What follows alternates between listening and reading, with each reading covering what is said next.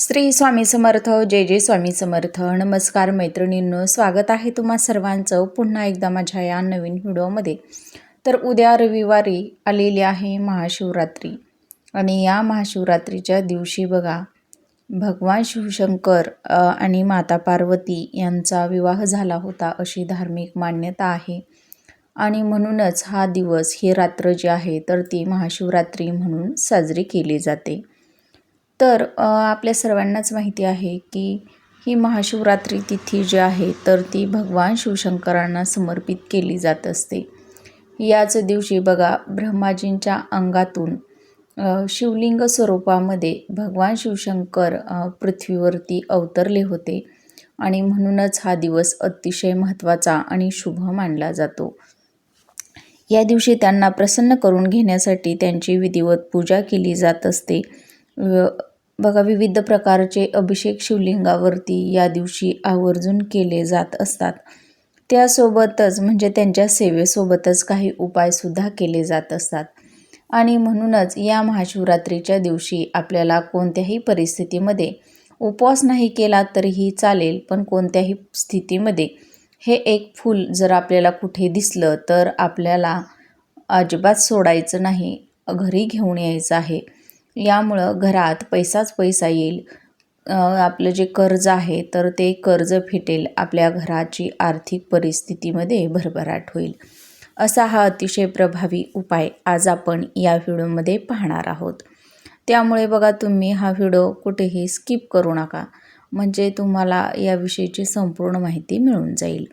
चला तर मग अशा सुंदर व्हिडिओला सुरुवात करूया. तर महाशिवरात्रीच्या तुम्हा सर्वांना खूप खूप शुभेच्छा.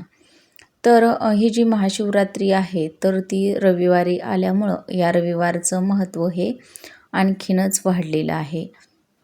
या दिवशी आपल्याला बघा शिवलिंग असेल तर शिवलिंगावरती अभिषेक करायचा असतो. स्वच्छ पाण्यानं करा, पंचामृतानं करा किंवा तुम्ही अगदी साध्या पाण्यानंसुद्धा करू शकता. या दिवशी जलाभिषेक, रुद्राभिषेक या प्रकारचे अभिषेक जे आहेत तर ते आवर्जून शिवलिंगावरती केले जात असतात. भगवान शिवशंकर हे भोळे आहेत, ते भोलेनाथ आहेत. आपण ज्या त्यांची सेवा केली, उपासना केली तर ते आपल्यावर लवकर प्रसन्न होत असतात. आणि म्हणूनच त्यांना प्रसन्न करून घेण्यासाठी हा जो एक उपाय आहे तर तो आपण महाशिवरात्रीच्या दिवशी करायचा आहे. तर आपल्याला कोणतं फूल जे आहे तर ते आपल्या घरामध्ये आणायचं आहे. तर गोखरणीचं फूल, ज्याला आपण अपारिजातक म्हणतो, तर हे जे फूल आहे तर ते भगवान श्रीहरी विष्णू, माता लक्ष्मी, त्यासोबतच दुर्गा देवी आणि भगवान शिवशंकर यांच्या पूजेमध्ये आवर्जून वापरलं जातं. हे फूल लक्ष्मीकारक आहे. यामुळं या फुलाच्या संबंधी जर काही आपण अशा तिथींना उपाय केले तर त्याचं 100% फळ जे आहे तर ते आपल्याला प्राप्त होत असतं. आणि हा जो दिवस आहे तर तो अतिशय महत्त्वाचा आहे, कारण की या दिवशी बघा शिवतत्व हे हजारो पटींनी पृथ्वीतलावरती कार्यरत असतं. आणि जो पण भक्त त्यांची सेवा करतो, उपासना करतो, तर त्यांना भगवान शिवशंकर हे स्वतः येऊन आशीर्वाद देत असतात. कारण की ही शिवाची रात्र म्हणून महाशिवरात्री ओळखली जाते. तर गोखरणीचं फूल म्हणजे ज्याला आपण अपारिजातक असं सुद्धा म्हणतो, तर या फुलामध्ये 3 रंगाची फुलं आपल्याला पाहायला मिळतात. पांढऱ्या रंगाची, गुलाबी रंगाची आणि निळ्या रंगाची. तर जसं स्क्रीनवरती फूल दिसत आहे तुम्हाला, तर अशा रंगाचं म्हणजेच जांभळ्या रंगाचं फूल हे आपल्याला आपल्या घरामध्ये घेऊन यायचं आहे. आता बघा हा जो उपाय आहे तर तो आपण शिवमंदिरामध्ये जाऊन करायचा आहे. कारण की या दिवशी शिवमंदिरामध्ये सात्विक लहरी ज्या आहेत तर त्या खूप मोठ्या प्रमाणामध्ये असणार आहेत. म्हणून आपल्याला हा जो उपाय आहे तर तो शिवमंदिरामध्ये जाऊन करायचा आहे. अगदी दिवसभरामध्ये तुम्ही हा उपाय कधीही करू शकता. बघा 4 प्रहरामध्ये ज्यावेळी आपण पूजा करतो तर त्या प्रहरामध्ये आपण हा उपाय करू शकतो. त्यातील एका प्रहरामध्ये आपण हा उपाय केला तरीही चालणार आहे. तर बघा हा उपाय करण्यासाठी आपल्याला म्हणजेच शिवमंदिरामध्ये जायचं आहे. जाताना तिथं तुम्हाला एक दिवा घेऊन जायचं आहे. या दिव्यामध्ये कोणतंही तेल घाला आणि त्याच्यामध्ये कापसाचे दुहेरी वाती घालून घ्या. त्यानंतर आपल्याला हे एक फूल घ्यायचं आहे. त्यासोबतच एक तांब्याचा स्वच्छ तांब्या भरून घ्यायचा आहे. त्याच्यामध्ये 21 पांढरे तीळ किंवा 21 अखंड तांदूळ जे आहेत तर ते आपल्याला टाकायचे आहेत. थोडंसं कच्चं दूध आपल्याला टाकायचं आहे. त्यानंतरनं 1 ते 2 थेंब मध असतो बघा, तर तो मध आपल्याला यामध्ये घालून घ्यायचा आहे. आणि हे सर्व साहित्य घेऊन म्हणजेच पांढऱ्या रंगाची फुलं, भस्म, बेलपत्र, धोत्र्याचं फूल किंवा फळ जर भेटलं तर हे सर्व साहित्य घेऊन आपल्याला शिवमंदिरामध्ये जायचं आहे. आता बघा तिथं गेल्यानंतरनं सुरुवातीला तुम्हाला दिवा हा प्रज्वलित करायचा आहे.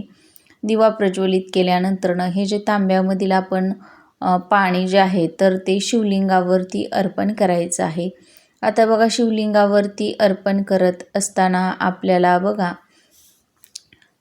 ओम नमः शिवाय या मंत्राचा 108 वेळा जप करायचा आहे.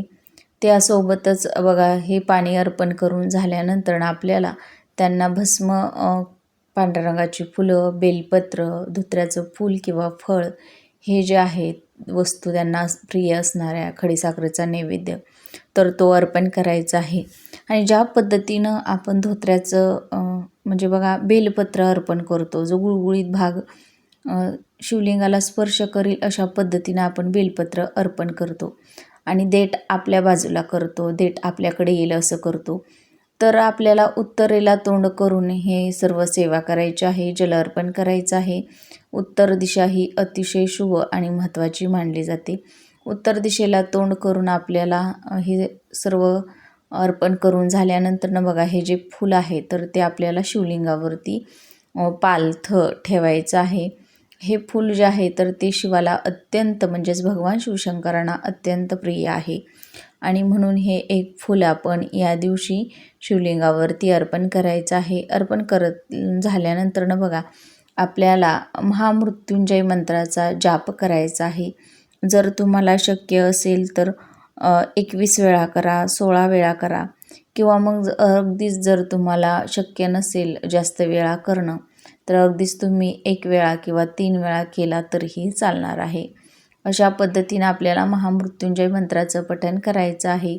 आणि नंतरनं दोन्ही हात जोडून आपली जी पण इच्छा आहे बघा तर ती व्यक्त करायची आहे. आता आपली धनप्राप्तीसाठी इच्छा असेल, आपल्याला कर्ज फिटण्यासाठी काही इच्छा असेल किंवा मुलांच्या घराच्या प्रगतीसाठी असेल तर तशी इच्छा आपल्याला मनोमन व्यक्त करायची आहे. आणि दोन्ही हात जोडून भगवान शिवशंकरांकडे प्रार्थना करायची आहे. आता बघा हे जे फूल जे आहे आपण शिवलिंगावरती अर्पण केलेलं हे फूल जे आहे तर ते आपण अर्पण करून तिथे काही मंत्रोच्चार केलेले असणार आहेत, त्यामुळे हे फूल अभिमंत्रित झालेलं आहे.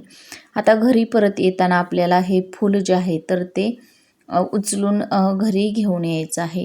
घरी आल्यानंतरनं बघा आपली पैशांची तिजोरी असते तर त्या पैशांच्या तिजोरीमध्ये लाल कपड्यामध्ये गुंडाळून आपल्याला हे फूल आपल्या पैशांच्या तिजोरीमध्ये ठेवायचं आहे. किंवा तुमचा व्यवसाय असेल, उद्योगधंदा असेल, तो व्यवस्थित चालत नसेल, तो व्यवस्थित चालावा, त्याच्यातून आपल्याला योग्य तो नफा मिळावा यासाठी आपण हे जे फूल आहे तर ते लाल कपड्यामध्ये बांधून आपल्या व्यवसायाच्या ठिकाणीसुद्धा किंवा उद्योगधंद्याच्या ठिकाणीसुद्धा ठेवू शकतो. हे फूल आपल्या घराकडे माता लक्ष्मीला आकर्षित करण्याचं काम करत असतं. तर प्रत्येकानं आवर्जून हा एक उपाय महाशिवरात्रीच्या दिवशी आवर्जून करायचा आहे. दिवसभरामध्ये कधीही करा, तुम्हाला जेव्हा पण वेळ भेटेल तेव्हा करा, पण आवर्जून नक्की करण्याचा प्रयत्न करा. व्हिडिओ आवडल्यास लाईक करा, शेअर करा आणि सबस्क्राईब करायला विसरू नका.